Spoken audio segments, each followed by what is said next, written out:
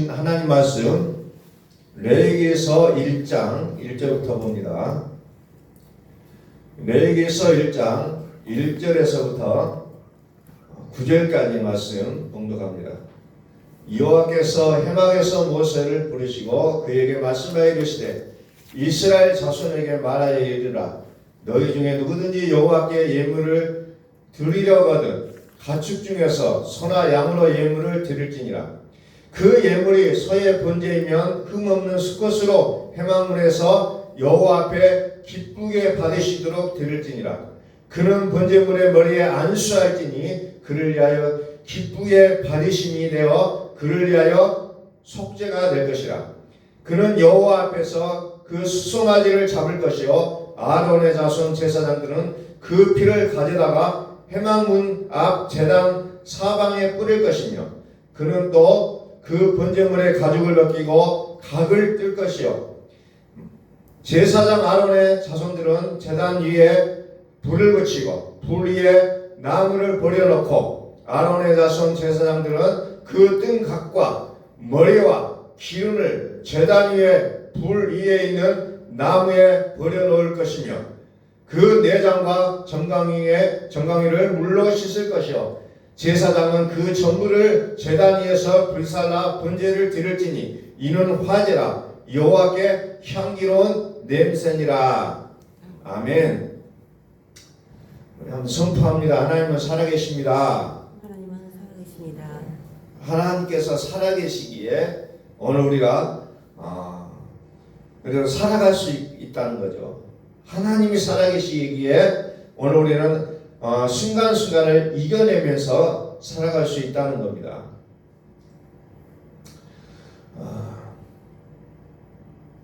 어제는 간만에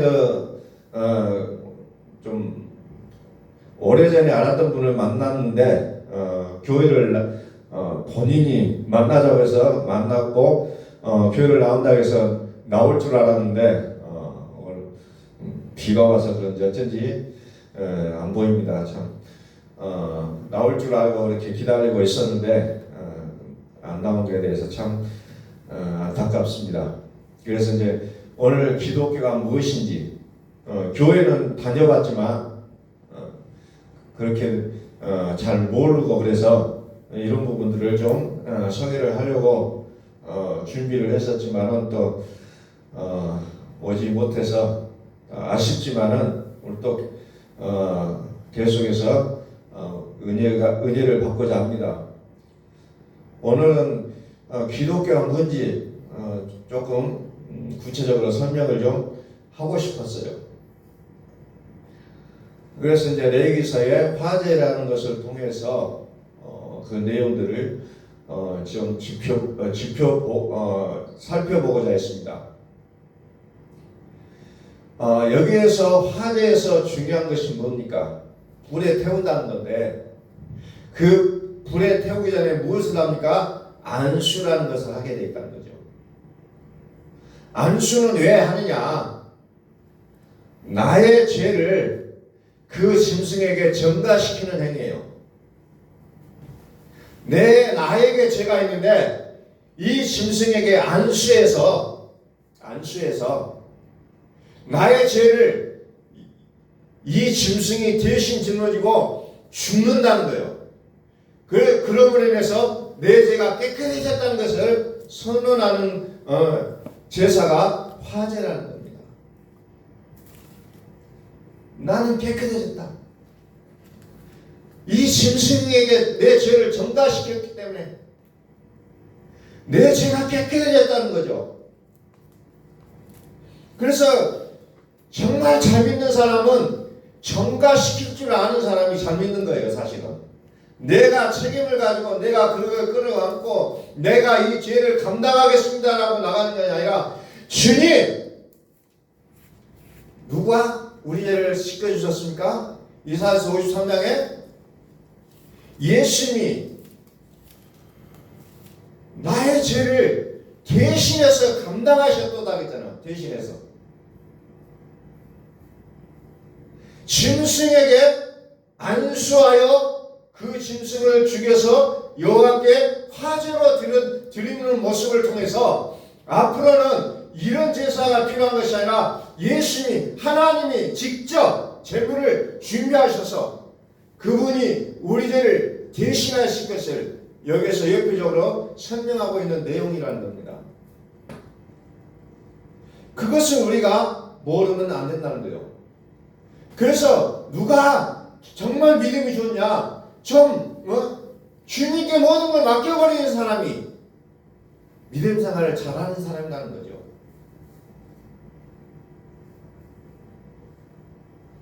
죄의 전가, 안수. 그랬을 때에 어떤 결과가 나옵니까? 9절에 여호와께 향기로운 냄새니라 이렇게 표현이 되고 있다는 거죠. 그걸 하나님이 인정하시겠다는 거예요. 우리 사람은 내가 죄를 지었으니 내가 이 죄의 값을 감당해야 된다. 이런 생각을 갖고 있는 사람 우리는 책임감이 있다고 볼 수가 있다는 겁니다. 그런데 성경은 그런 것을 말하지 않고 맡겨버리는 사람을 믿음이 있다라고 평가를 하고 있다는 겁니다. 성경은 온통 모든 성경은 누구를 얘기하고 있냐면 구약에 있는 창세기부터 요한계시록까지 나와 있는 모든 내용들이 예수 그리스도를 말하고 있다고 했잖아요. 어떤 성경의 어떤 사건을 보더라도 거기서 예수 그리스도를 예시하고 있는 것을 보지 못하면 또 하나의 어떤 책에 불과하다는 겁니다. 우리는 철저히 성경을 통해서 예수 그리스도를 만나시라는 거예요. 아무리 그가 똑똑하고 박식하고 성경을 정말로 사람의 기호에 맞게 딱딱 맞게 풀어준다 할지라도 거기서 예수 그리스도를 소개해내지 못하는 전달이라면 그것은 아무런 의미가 없다는 겁니다. 성경이 기록한 목적이 뭐냐? 바로 예수 그리스도를 소개하는 데 그 목적이 있다는 겁니다. 누가복음 24장 44절에 다시 한번 확인합니다. 성경이 도대체 무엇을 기록하고자 했느냐? 24장 44절 또 이르시되 내가 너희와 함께 있을 때 너희에게 말한 바 곧 모세의 율법과 선지자의 글과 시편의 나를 가리켜 모세의 율법 선지자의 글 시편 이게 뭐예요? 다 구약 성경을 말하고 있는 거예요. 모세 율법, 모세 오경, 창세기, 출애굽기, 레위기, 민수기, 신명기, 또 뭐 열왕기상, 뭐 역대상, 뭐 이런 것 쭉 있잖아요. 선지자의 글, 또 시편, 아가서, 전도서, 이런 모든 것들, 또 구약에 있는 모든 선지서들이 나를 가리켜 기록했다. 예수님께서 이렇게 말씀하시는데도 불구하고 구약 성경을 풀이할 때 다른 내용을 이야기한다면 이것은 예수님과는 상관이 없는 내용이라는 거죠. 그리고 나서 예수님께서 무엇을 하십니까? 구약 성경은 나를 가리켜서 기록한 것인데 그러면서 그리스도가 고난을 받고 3일에 죽은 자 가운데서 살아날 것이다. 그래야만 그의 이름으로 제사함을 받게 하는 회개가 예루살렘부터 시작해 모든 족속에 전파될 것이다. 이렇게 말씀하고 계신다는 거죠. 내가 구약 성경에서 기록되어 있는 것 같이 내가 죽고 다시 살아나야 나의 이름을 통해서 제사함을 받게 될 것이다. 짐승에게 안수하여 그 짐승을 잡아서 죽여 각 마디마디 쪼개서 하나님 앞에 드렸을 때 향기로운 냄새라고 하나님께서 말씀하신 것처럼 내가 제물로 드려져서 죽었다가 3일 만에 다시 살아나야 너희 죄가 깨끗하게 될 것이다. 이것을 성경은 얘기하고 있다는 것을 예수님께서는 분명하게 소개하고 계신다는 겁니다. 그래서 성경은 창세기부터 예수 그리스도를 말하고 있다는 겁니다. 오직 그분을 소개하고 있는 거예요. 구약 성경을 읽으면서 예수 그리스도를 만나야 된다는 겁니다. 복음서를 읽으면서 예수 그리스도를 만나야 돼요. 그게 성경을 기록한 목적이라는 겁니다. 요한복음에서도 사도 요한이 뭐라고 합니까? 내가 이것을 기록한 것은 예수가 그리스도이심을 너희가 믿고 그의 이름을 위하여 생명을 얻게 하는 것이 내가 이 성경을 기록한 목적이다 하고 분명하게 얘기하면서 사도 요한은 요한 1, 2, 3서 요한계시록을 쭉 생명을 얘기하고 있잖아요. 한결같이 생명을 얘기하고 있잖아요. 베드로 사도도 베드로 전후서 이런 부분들을 통해서 사도행전을 통해서 무엇을 얘기합니까? 생명을 얘기하고 있다는 겁니다. 예수가 그리스도이시고 그분을 믿음으로 말미암아 생명을 얻는다. 사도들이 한결같이 외치고 있는 내용이 바로 그 내용들이에요. 예수는 그리스도시고 그분을 믿어야 생명을 얻는다.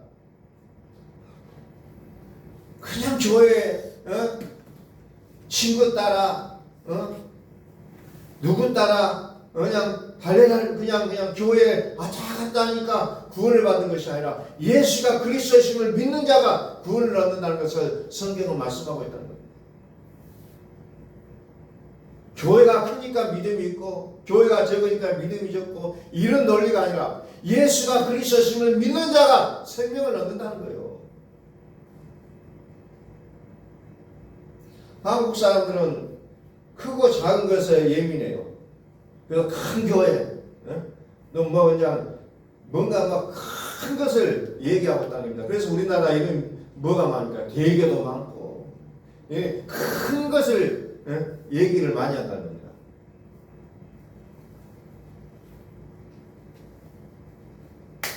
자, 그래서 큰 것을 말하지만 그러나 성경은 그 핵심을 얘기하고 있다는 겁니다. 무엇을 해야 하느냐? 예수가 그리스도이심을 믿고 그로 말미암아 생명을 얻는다는 것이 성경을 기록한 목적이라는 거죠.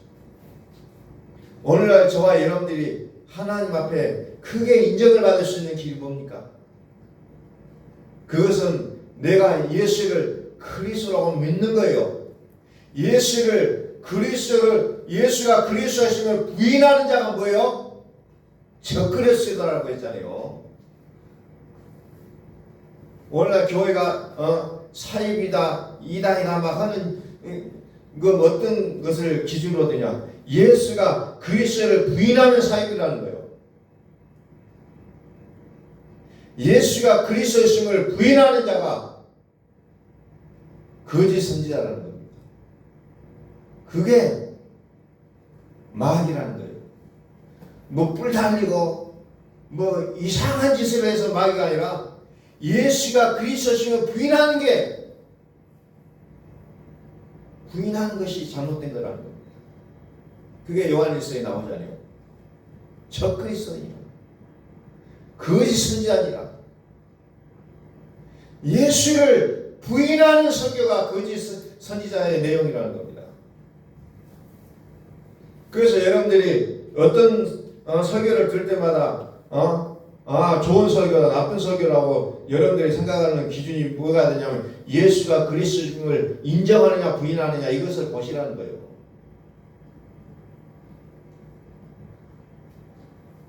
그래서 예수가 그리스도임을 믿고 살아가는 자가 믿음이 있다라고 얘기하는 겁니다. 로마서 4장 25절 말씀 봅니다.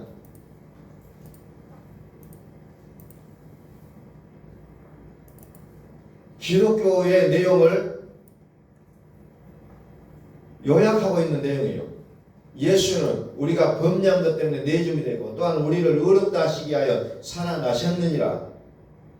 우리가 범죄한 것 때문에 내줌이 되고 짐승을 안수하여 여호와께 제물로 드리고 3일 만에 그리스도가 고난을 가지고 3일 만에 살아나셨느니라. 우리를 의롭다 하시가 아니라 사람을 마시니까 죄가 전가돼버렸잖아요. 그래서 우리는 하나님이 그래 너 의롭다. 왜? 그리스도가 너를 위하여 죽었다. 그러니 너는 의롭다 라고 하나님 그것을 통해서 인정하시는 사건이에요. 그런데 예수 믿으면서 여전히 나는 죄인입니다. 나는 죄인입니다 라고 살아간다면 그것은 성경은 또한 믿음 없다고 말씀하시는 겁니다. 믿음 없다.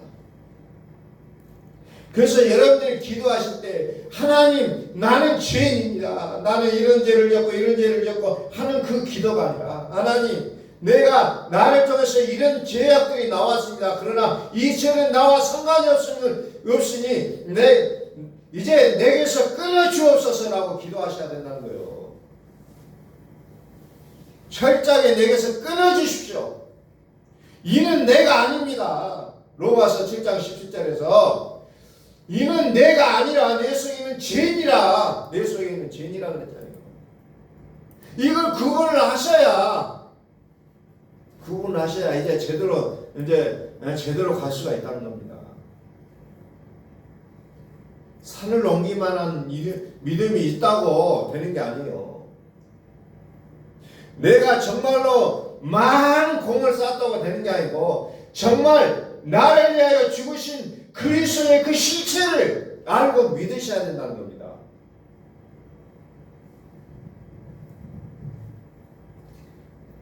그래서 우리 교회는 복음을 위하여 특정함을 입었다라고 얘기하고 있어요. 우리 교회는 복음을 위하여 특정함을 입었습니다. 아멘. 이 복음을 위해서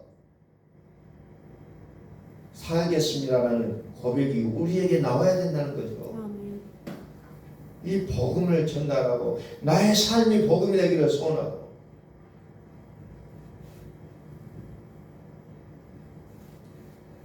레위기 3장 3절 봅니다. 3장 3절 그는 또 그 한목제 제물 중에서 여호와께 화제를 드릴지니 곧 내장에 덮인 기름과 내장에 붙은 모든 기름과 두 콩팥과 그 위에 기름 곧 허리 쪽에 있는 것과 간에 덮인 것 간에 덮인 꺼풀을 콩팥과 함께 떼어낼 것이요 아론과 자손은 그것을 제단 위에 불 위에 있는 나무 위에 번제물 위에서 살을 찌니 이는 화제라 여호와께 향기로운 냄새니라. 부분을 지금 열거하고 있잖아요. 우리의 생각을 각을 쪄서 드려야 되고 우리의 마음을 각을 쪄서 드려야 되는 거예요. 나의 생각, 나의 마음들, 나의 행동들을 각을 쪄서 하나님 앞에 드려져야 된다는 거예요. 머리로만 그거 인정해요. 그냥 대충 하는 게 아니라 나의 마음과 생각까지도 각을 떠서 하나님 앞에 드려야 된다는 겁니다. 그것이 우리의 예배가 돼야 된다는 거예요. 몸만 따가서 앉아있다고 해서 우리가 예배를 드리는 게 아니라는 거예요. 나의 생각까지도 각을 떠서 하나님 앞에 드려야 된다는 겁니다. 이사야서 10장 27절 보면 너무너무 중요한 말씀이 나옵니다. 뭐 다 중요하지만 우리가 복음을 이해하는 데 있어서 너무너무 중요해요. 그날에 그의 무거운 짐이 내 어깨에서 떠나고 그의 멍에가 내 목에서 벗어지되 기름진 까닭에 멍에가 부러지리라. 아멘. 우리 인생에 멍에가 있어요. 근데 이 멍에가 부러졌다는 겁니다. 무엇 때문에 부러졌어요? 기름진 까닭에. 이게 중요한 메시지입니다. 기름진 까닭에 멍에가 부러졌다는 거죠. 우리가 옛날에 시골에서 농사 지을 때 소가 굉장히 중요했잖아요. 소가 농사를 지었잖아요. 쟁기질을 할 때 무엇을 합니까? 어깨에 멍에를 매게 했잖아요. 그래야 뒤에 쟁기를 끌고 갈 수 있잖아요. 이 멍에가 부러졌는 거예요. 무엇 때문에요? 기름진 까닭에 부러지는 겁니다. 그 기름졌다는 거예요. 기름은 뭐예요? 그리스도를 얘기하고 있는 거예요. 기름 부음 받았다. 그리스도 메시아. 그리스도 때문에 멍에가 부러지는 거예요. 그래서 내 인생이 이제 다시 이제 밝아지고 새 인생이 되기를 원한다면 그리스도가 내 마음에 오셔야만이 이제 우리 인생이 달라질 수가 있다는 겁니다. 예수는 우리 죄 때문에 우리 죄를 짊어지고 마치 짐승이 안수받을 때 우리의 죄를 짊어지고 죽는 것처럼 예수는 우리 죄를 위하여 죽으신 분이고 그리스도는 어때요? 우리를 위하여 살아나셨다 했잖아요. 우리를 의롭게 하게 살아나셨다. 그리스도 그분이 내 마음에 살아 계셔야 우리의 인생의 멍에가 꺾일 수가 있다는 거예요. 그렇지 않으면 여전히 근심과 염려에 불안에 쌓여서 살아갈 수밖에 없다는 겁니다. 그래서 갈라디아서 5장 1절에서 그것을 한 문장으로 설명을 해주고 있습니다. 그리스도께서 우리를 자유롭게 하려고 자유를 주셨으니 그러므로 굳건하게 서서 다시는 종의 멍에를 매지 말라. 그리스도가 우리를 자유케 한다는 거예요. 생명의 성령의 법이 우리를 자유케 한다는 겁니다. 우리를 자유케 한다는 거예요. 그러니 예수를 믿어도 그리스도를 알지 못하면 여전히 우리는 율법의 노예, 종의 노예로 살아가고 있다는 겁니다. 그리스도의 복음을 아셔야 되는 거예요. 그리스도. 예수가 그리스도심을 믿으라는 겁니다. 그분이 하나님의 아들이심을 우리가 믿어야 된다는 거죠. 율법 안에서 우리가 의롭다함을 찾으려고 하면 어떻게 해요? 그리스도에서 끊어지고 은혜에서 떨어진 자로다. 4절에 보면 나와요. 밑으로 쭉 내리면 4절. 그리스도를 율법으로 의로움을 추구하려고 하면 그리스도에서 끊어진 자가 되어버린다는 겁니다. 왜? 그리스도가 우리를 의롭게 하게 하여 살아나셨다 그랬죠. 우리를 자유롭게 하려고 그리스도가 우리에게 오셨다 그랬잖아요. 그리스도께서 우리를 자유롭게 하십니다. 율법이 우리를 자유롭게 하는 게 아니라는 거예요. 그럼에도 불구하고 여전히 복음을 믿는다고 하면서 여전히 율법을 부여잡고 있다면 그 믿음은 온전한 믿음이 아니라는 겁니다. 율법 안에서 의롭다함을 얻으려는 너희는 그리스도에게서 끊어지고 은혜에서 떨어진 자로다. 율법 안에서 율법으로 어려워지려고 한다는 거죠. 우리가 매 순간마다 예시잖아요.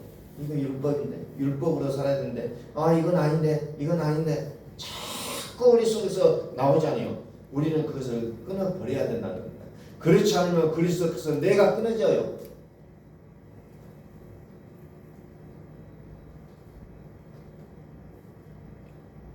실절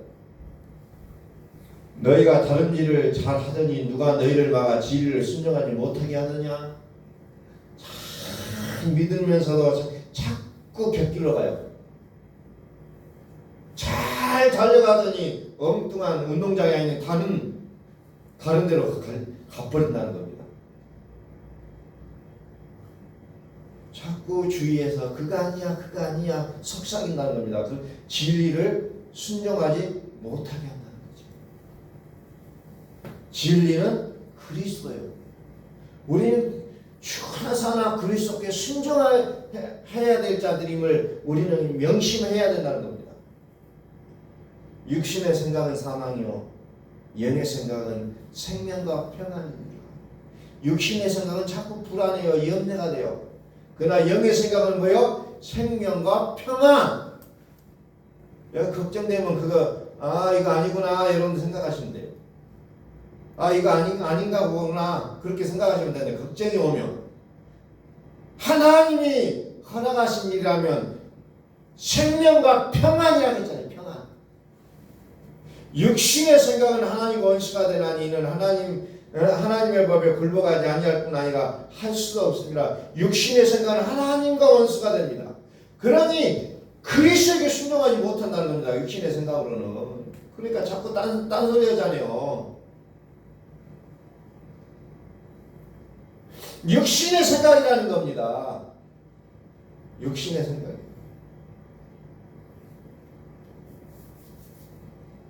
그래서 육신의 생각을 악이라고 규정한다는 겁니다. 악이에요, 악. 나쁜 짓을 해서 악이 아니라 육신의 생각이 악이라는 거예요. 그래서 우리는 자꾸 이렇게 해야 되구나라고 생각하면서도 그렇지 못하고 다른 것이 우리가 악을 행하는 모습이 나온다는 겁니다. 로마서 5장 8절을 한번 볼게요. 로마서 5장 8절. 우리가 아직 죄인 되었을 때 그리스도께서 우리를 위하여 죽으심으로 하나님께서 우리에 대한 자기의 사랑을 확증하십니까? 우리가 아직 죄인 되었을 때 그리스도께서 우리를 위하여 죽으심으로 그리스도가 고난을 받으시고 하나님께서 우리에 대한 사랑을 자기의 사랑을 확증했다는 거죠. 하나님의 사랑이 뭡니까? 그리스도의 십자가예요. 그게 모든 것을 대변할 수 있는 하나님의 사랑의 어떤 증거물이라는 겁니다.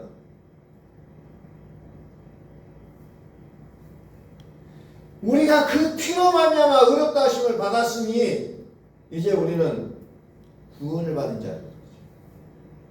10절. 우리가 원수 되었을 때 곧 우리가 원수 되었을 때 그의 아들의 죽으심으로 말미암아 하나님과 화목하게 되었으니 화목하게 된 자로서는 더욱 그의 살으심으로 말미암아 구원을 받을 것이니라.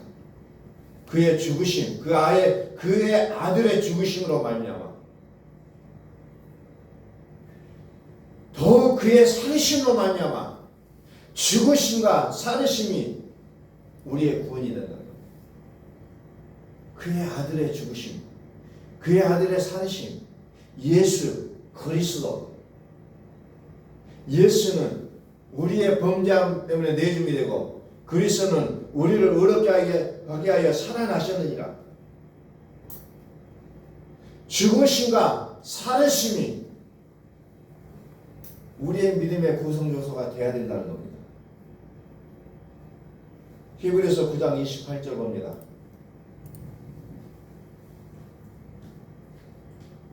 히브리서 9장 28절.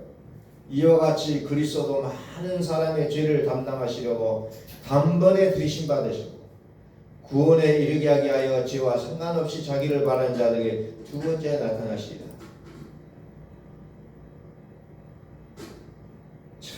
우리의 죄를 단번에 들이심 받으셨다.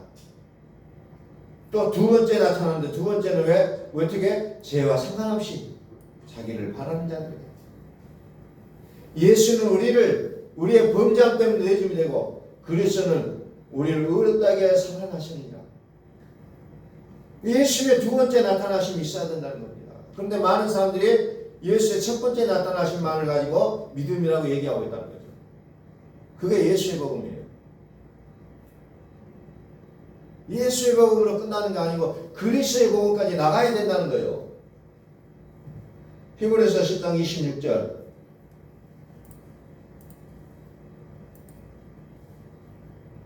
우리가 진리를 아는 지식을 받은 후, 진리라는 지식이 뭐예요? 첫 번째 믿음이에요. 예수의 믿음.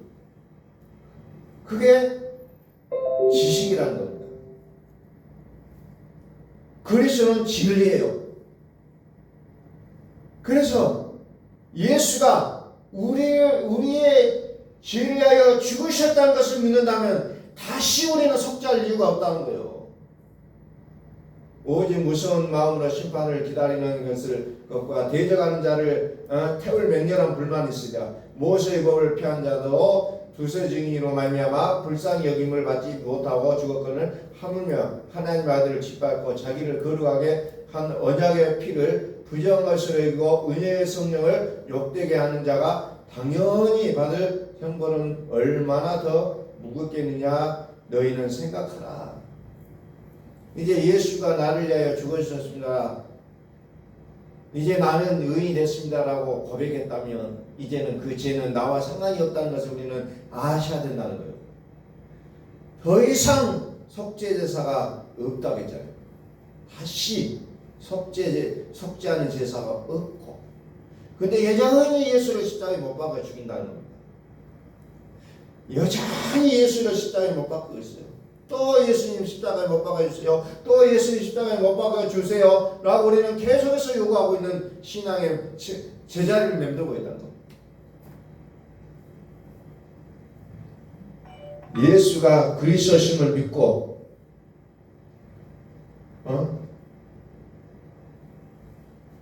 주는 그리스도시요 살아계신 하나님의 아들이심을 우리가 믿어야 된다는 거예요.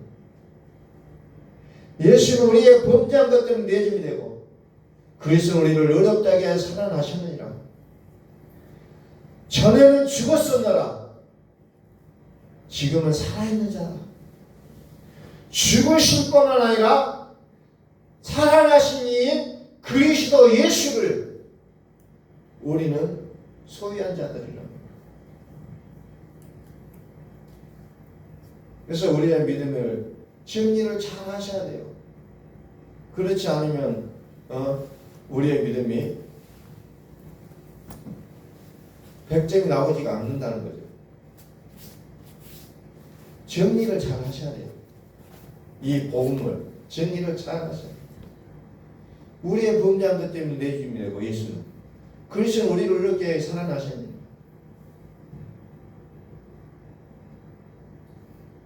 많은 사람의 죄를 담당하시려고 단번에 들으심 받으셨고 구원에 이르게 하게 하여 죄와 상관없이 자기를 바란 자에게 두 번째 나타나십니다. 우리 죄를 깨끗하게 하시고 이제 우리를 의롭다 하신 그리스도를 믿는 자에게 구원이 있다는 것을 성경 우리에게 계속해서 말씀해주고 있음을 우리는 다시 한번 바라보면서 오늘도 우리는 그리스도 예수가 내 안에 살아계심을 우리는 믿을 수 있기를 소원합니다. 기도하겠습니다.